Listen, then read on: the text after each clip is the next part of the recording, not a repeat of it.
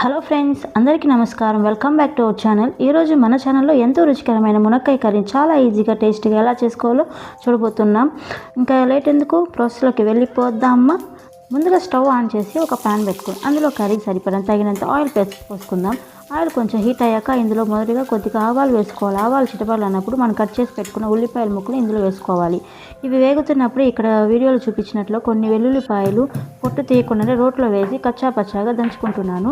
ఇలా పొట్టు తీయకుండా వెల్లుల్లిపాయలు దంచి వేసుకోవడం వల్ల మునక్కాయ కర్రీ టేస్ట్ అయితే సూపర్గా ఉంటుంది.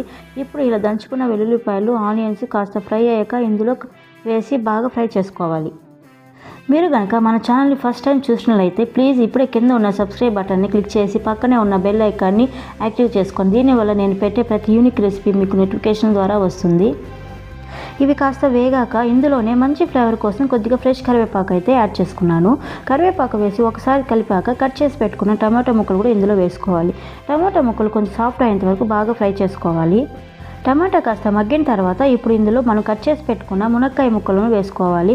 ఇక నేను మునక్కాయలు పచ్చిగానే డైరెక్ట్గానే వేసుకుంటున్నానండి.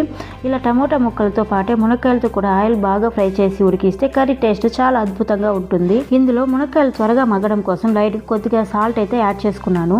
కొద్దిసేపటి తర్వాత మూత తీసి చూస్తే మునక్కాయలు చక్కగా మగ్గుతాయి.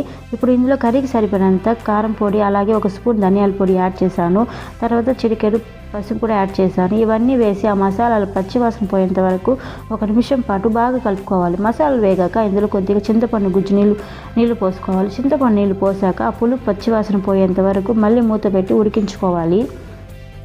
ఇక్కడ నేను మునక్కాయలు పచ్చిగానే డైరెక్ట్గా వేసుకున్నానండి. చాలామంది మునక్కాయలు విడిగా ఉడకబెట్టి కర్రీతో వేస్తుంటారు, కానీ నేను ఎప్పుడు ఇలానే చేస్తుంటాను. ఒకసారి మీరు కూడా ఇలా ట్రై చేయండి. కొద్దిసేపటి తర్వాత మూత తీసి చూస్తే పులుపు పచ్చివాసన పోయి చక్కగా ఉడికి ఉంటుంది. ఇప్పుడు ఇందులో మనకు గ్రేవీ ఎంత కావాలో మన కర్రీ క్వాంటిటీని బట్టి తగినన్ని నీళ్లు పోసుకోవాలి. నీళ్లు పోసుకున్న తర్వాత లాస్ట్లో కర్రీని బాగా ఉడకనివ్వాలి. కర్రీ దగ్గర పడుతున్నప్పుడు ఒకసారి టేస్ట్ చూసి సాల్ట్ సరిపోయిందో లేదో చూసుకొని తగినంత సాల్ట్ అయితే అడ్జస్ట్ చేసుకోవాలి. వాటర్ వేసుకున్న తర్వాత గ్రేవీ బాగా చిక్కబడడం కోసం దీనిపై మూత పెట్టి ఒక 2 మినిట్స్ 3 మినిట్స్ అలా మీడియం ఫ్లేమ్లోనే ఉడికించుకోవాలి. 2-3 నిమిషాల తర్వాత మూత తీసి చూస్తే వావ్, మన కర్రీ ఎంత పర్ఫెక్ట్గా ఉడికిపోయిందో చూడండి. ఇలా పైన నూనె తేలేంత వరకు ఉంచుకొని చివరగా సాల్ట్ సరిపోయిందో లేదో ఒకసారి చెక్ చేసుకుని స్టవ్ ఆఫ్ చేసుకోవాలి. అంతేనండి, ఎంతో టేస్టీ ఉండే మునక్కాయ కర్రీ చాలా ఈజీగా రెడీ అయిపోయింది. ఈ వీడియో మీకు నచ్చితే తప్పకుండా లైక్ చేయండి, షేర్ చేయండి. మరిన్ని సింపుల్ అండ్ టేస్టీ రెసిపీస్ కోసం మన మామ్స్ యూనిక్ థాట్స్ ఛానల్ని సబ్స్క్రైబ్ చేయండి.